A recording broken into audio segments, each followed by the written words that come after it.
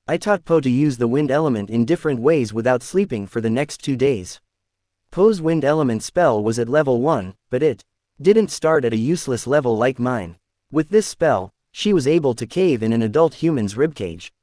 One of the ways I was able to teach her how to use the wind element and create a wind tunnel in front of her. In this way, her flight speed and stamina skyrocketed, but this method also had a downside at the moment. She had no problems when flying straight, but she couldn't get her flight turns as tight as she used to be because her speed had increased significantly. Ah, who am I kidding? She was turning like a semi-truck. Right now, it was taking forever for her to finish a 90-degree turn. It was like how a jet would turn, she had to do a giant circle. But I think over time, she will be able to overcome this problem if her control over mana increases. I believe she can use small mana bursts like propulsions to make her turns sharp and fast, but this is a bit impossible for now. She can use the wind tunnel in open areas to increase the wind ball spell to near level 2 spell's power, but she needs a large area to move. First, she has to go to a high position, about 40 to 50 meters, then she dives towards her target rapidly, and just 3 or 4 meters away from the target, it casts the wind ball spell and rises suddenly. She is basically doing a dive bombing. This way, the spell gets almost as powerful as my level 2 wind spells. She was able to turn a wolf into a meat paste with this move. Even though her spell has less power than mine, her spell is more deadly. Because when she hits someone with this spell, they are crushed between the spell and the ground. But if I hit someone, I send them flying, so most of the power dissipates. This was a fascinating new experience for me, so I even forgot about the wall and trained her for a whole week before stopping, and the only reason I stopped was that she didn't listen to me and tried to use this move inside the training space and died. Because her power spiked too fast, she was starting to act too arrogant, and to be honest, she had the right to act a bit pompous. She basically became a World War II bomber. But I warned her not to use that move inside, and she didn't listen to me and used it anyway. In the end, she managed to kill the dummy, but couldn't control her ascension and crushed to the roof of the training room and broke almost all the bones in her body, then died before I could kick her out of the room. This was a wake-up call for her that the spells were not toys to play with. At least she crushed inside the training room. Yes, she had been through significant trauma and was still in shock, but at least she was alive. If this had happened while we were out, we would be burying her. Right now, after 15 days, I had finally arrived at the wall. How a huge 200 meters chunk of ice had survived like this for 8,000 years. My guess was magic, and I would finally be able to prove it. But there was something I wanted to try first. I drew the sword on my waist and first checked if there were people around. Promodines locate animals, humans. After a few seconds, I confirmed that there were no people at least 3 kilometers in diameter. I then brought my free hand to my sword and cast Perziz Egros, Flame Blade. My entire sword disappeared into the orange and yellow flames. I grabbed my sword with both hands and said, "Force be with you." Then I stabbed my flaming sword into the wall. A shrill sizzling sound started to come the second my flaming sword touched the ice wall. The wall was slowly melting away, and my sword was slowly creeping in. Due to the melting ice and cold air, steam began filling the place. After 5 minutes of pushing the flaming sword into the wall, it was only able to pierce around 10 centimeters. To put more power, I buffed myself with strength and stamina buff. Even after the buffs, I was only able to push 5 centimeters more. After all that pushing, it didn't happen as I imagined. I had imagined my flaming sword would stab through the wall like butter, but it didn't even go in 1/3 of its length. I got angry and pushed with all the strength I had. At that moment, I felt the magic of the land get activated, and it was coming from the wall. Then I felt all the magic in my sword getting sucked by the wall, and my sword broke like glass. After my sword broke, the hole in the wall started to close. I threw the broken sword right away and put both of my hands on the wall, then tried to feel the flow of magic inside the wall. While I was waiting to find the wall full of ice elemental magic, it was not. This was so different. There wasn't any element inside the wall, it was pure arcane power, but that wasn't all there was. Inside the wall, it was inscribed with writings, giant writing. It was like I was looking at a colossal ice tablet. The wall was inscribed with runes from one end to the other. This writing looked like the runes I started to learn when I comprehended ritual magic, but other than one word, I didn't know what the rest meant. The runic writing was. The only word I recognized was death, the rest was a mystery to me. Chapter 68. It's been 8 days since I came to the wall. During this time, I tried to decipher the runes inside the wall, but I couldn't make any sense. The only word I knew the meaning of was death. After a few days, I gave up on deciphering and changed my focus on how the wall was built, but I couldn't make huge strides in that regard either. The wall is such a high-level ritual that I can't even sense what elements it is made of right now. I can only sense how the arcane power moves in its interior and where it came from. It sends mana to every part of the wall, like blood flowing through the veins in the body, and this mana flow happens in beats just like a heart pumps blood to the body. A wave of mana spreads throughout the wall every few seconds in something I can only call mana veins. Thanks to this mana heartbeat, the wall managed to stand tall for 8,000 years. The strange thing is that although the wall is obviously made of ice, I can't sense the ice element inside. So, I have no knowledge of what and how this wall is made of. It's like knowing that there is a blood circulation system inside a body but having no understanding of the bone, muscle, and skin structure of this body. I can't say that this research is useless. Observing the movements of mana in such a colossal structure allowed me to increase my control over my own mana. As a result, my max mana increased by 25, and now I have 175 mana. Another plus is that each of my buffs either got stronger or had an increased duration. I also clearly understood where the wall's energy came from. Ley lines or mana lines, whatever you want to call them. The wall has cut off the southward passage of these ley lines, so the wall must be destroyed before the magic can truly return to Westeros. The entire main ley line, which should span all of Westeros, feeds the wall. If the connections between the weirwood trees are thin veins, this ley line is like the carotid artery of Westeros. Seeing this, I think this is one of the major reasons why magic died on this continent, and I think one of the other big reasons must be the death of dragons. Another thing I got was the improvement of authenticate. Now I can know the physical stats of entities without fighting with them or observing their movements. All I have to do is send mana waves toward the being I want to authenticate, which works like a sonar. When the mana wave returns to me, I will clearly know how much strength and speed the being has. They no longer have a chance to hide their power from me. Of course, this doesn't work for beings that are warded or with mana equal to or higher than mine. Tomorrow I'll head west to get to the other side of the wall. I think I have enough soul space to bond with another beast. I want to get a shadowcat, wolf, or bear cub as my next familiar. If I can find a dire wolf cub would be the best thing, but they are rarer than diamonds. The doors on the waypoints on the wall only open when the men of Night's Watch go to ranging. It's the same in the east, and it's almost impossible to cross the point where the wall ends in the east because the Bay of Seals isn't cold enough, so the sea doesn't freeze. It's almost impossible to get around the wall from the East Watch. My current campsite is between the Icemark and Hoarfrost Hill castles. This is closer to the Bridge of Skulls, which is the westernmost crossing point. From this point, I can turn into a dog and easily cross to the other side of the wall. I continue to train Poe on the use of magic every evening, but the other familiars have yet to show any magical abilities. I don't think especially Erebus and Barris can cast spells. First of all, they are both muscle-headed, and second, they don't have a mana heart in their bodies, but they are both much stronger than they were a month ago. Barris, in particular, almost has the strength of an adult human. As for Amu, because he developed a mana heart, I expect him to develop magical abilities too. Since I will start my journey again tomorrow, I decided to sleep for 8 hours without training today. I set off early the following day, and my buffs getting stronger have been really great. I used to be able to use the Ananas Motu traceless movement only in the forest, and this magic was useless outside the forest. Now I can use it everywhere. The only difference is that it is not as effective as in the forest.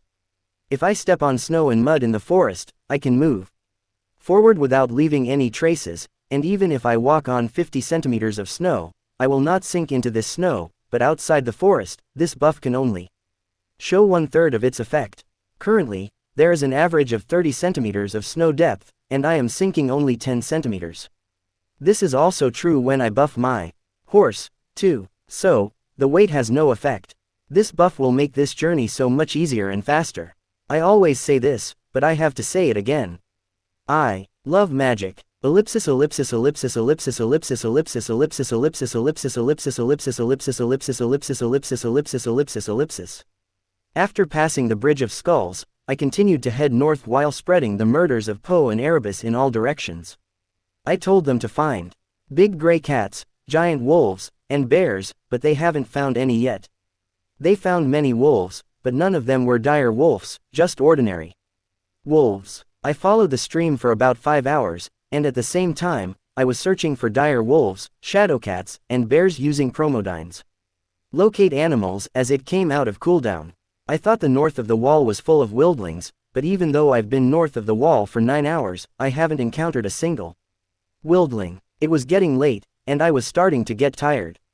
After hunting for something to eat, I created an earthen hut and went into the training space to rest. The north of the wall had 2 differences from the south of it.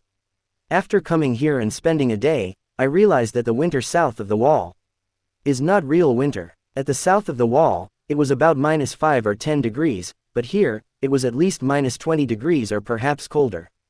4. The first time in my life, the snot flowing down from my nose froze into an icicle. How the hell is it possible for humans to live here all their lives? Chapter 69. I've been traveling north for 3 days, but I couldn't find any one of the animals I wanted. As I went further north, I started to approach wildlings many times, but each time I changed direction and stayed away from them. After all, this side is their land, since killing people trying to survive would be cruel, so I try to stay away from them if possible and not shed blood in vain. This side is really barren lands of ice and howling wind. There are animals in the forests, but it's no wonder that very few wildlings come to the south raid all the time. How can we expect humans to live when even animals don't want to live here? But there is one plus here, since the ley lines do not feed a colossal structure like the wall. The mana density of this side is at least 3 times that of the other side, but even that is too little for me. This side's mana density should be about 6 or 7 times. Maybe the disappearance of the magic affected this side as well, or there is a colossal mana supplied structure on this side as well. In one of old Nan's stories, she talked about something called Heart of Winter. Magic and dragons are real. Maybe there is some truth in the other stories too. Thanks to a murder of 60 ravens, I can scout an area of 2 to 3 km without using promodines, locate animals. In this way, I can use the locating spell for the animals I am looking for. Promodines, locate animals, shadowcat. I can now clearly feel the mana wave spreading in all directions starting from me. Studying the wall made me understand the workings of my spells much better. While I was contemplating about my spells, I felt it. One shadowcat, around 4 kilometers northeast of here. I buffed myself and started running with all my might. I can't lose this one, I have to catch it. Please be a cub, please be a cub, please be a cub. I don't think I have enough mana to mount an adult shadowcat. Thanks to the belief motu, traceless movement. For me, running through a snow-covered forest was no different than running on a straight road, so I ran like the wind through trees and bushes. Without slowing down. Poe, don't wait for us, fly straight this way, find the big cat immediately, and let me know. Poe wrapped her body with the wind element and accelerated like a rocket. Before she could use mana, Poe's max speed was 100 kmph, 65 mph, which she could only sustain for 5 to 10 minutes. Currently, its maximum speed is 150 kmph, 95 miles per hour, and she can maintain it for half an hour. After some time, Poe made contact with me. Daddy, I found it. Puppy or adult? An adult. I spit on my luck. I stopped running and started thinking. Should I still catch this and try to bond with it? 99% won't work, but let's try anyway. Keep following Poe. What is he doing now? It caught a wolf, and it's eating it. I was running towards the shadowcat but wasn't in such a hurry now that it was under Poe's watchful eyes. When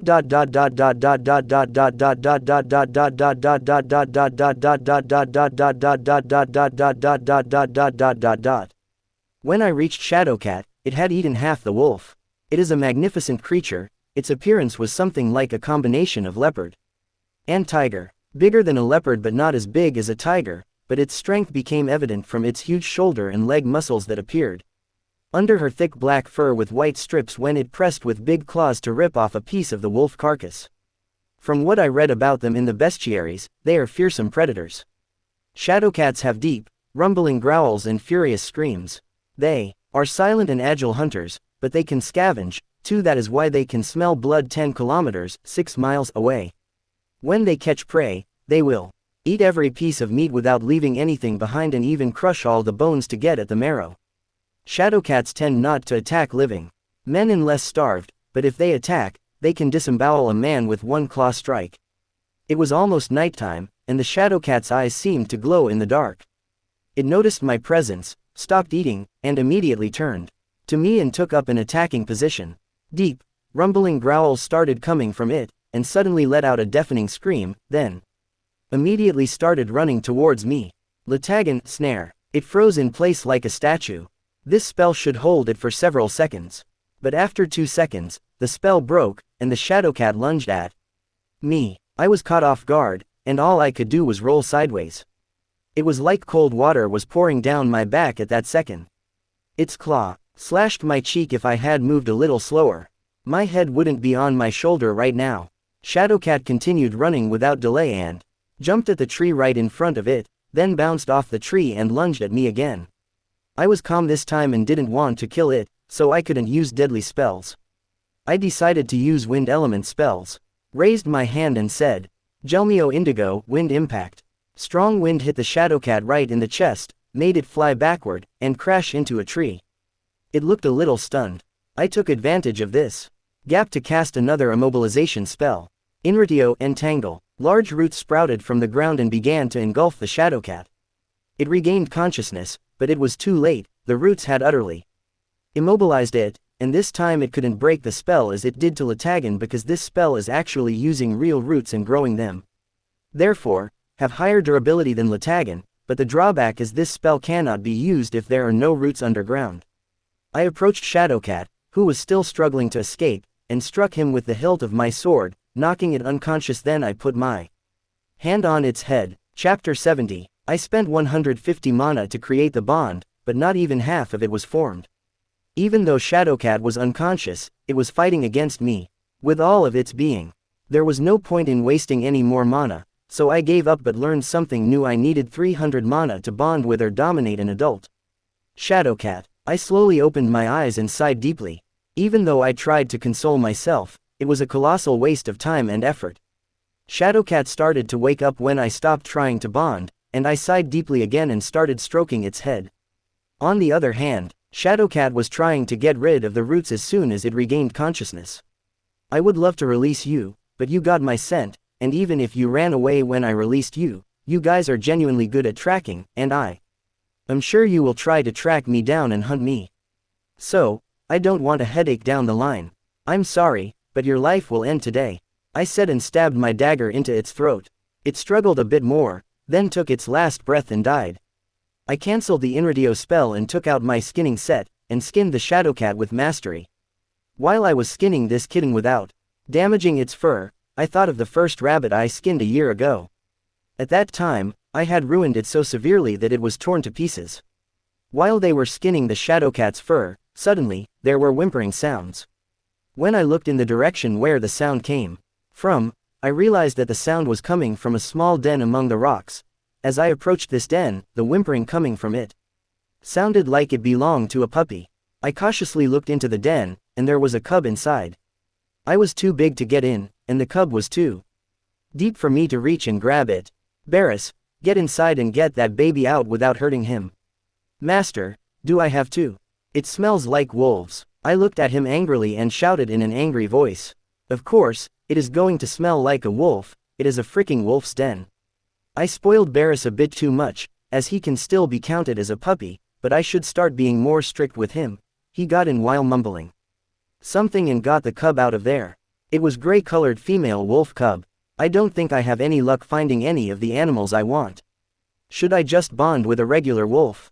Shadowcats can also be found south of the Wall, Mountains of the Moon of Vale, mountains around Riverlands, and Red Mountains of Dornay. But each of these places is far from where I live, and this place is the closest place I can find shadowcats. Let's not be impulsive, I can keep this one for now, and if I can't find any of the ones I want, I will just bond with her. But where do I find shadowcat cubs? I gave the wolf cub to Barris and told him to look after it. Then I continued to skin the carcass. While I was doing that, it hit me. Like lightning. Of course, Ermir, you are an idiot. Why would a shadowcat bring its cub with them when they are hunting? They would only bring them when they became juveniles to teach them how to hunt. The cubs would be in their den. Shadowcat makes their den at high places, with limited access. I turned my sight to the mountains, where the dens would be. I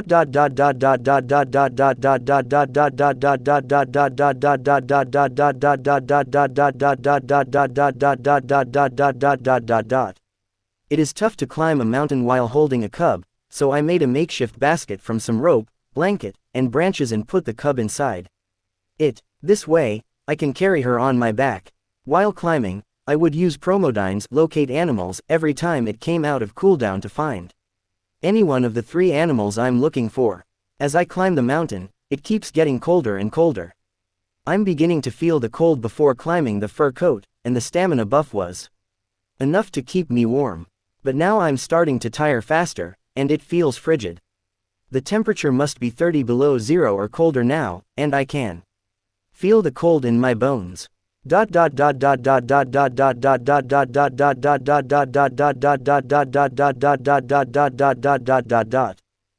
been wandering the slopes of this icy mountain for 2 days and haven't found anything yet. Erebus and Poe would have frozen long ago if it weren't for the training space, so we left their murder at the base of the mountain. My assurance in climbing the mountain so fearlessly was training space, but even it started to feel insufficient now.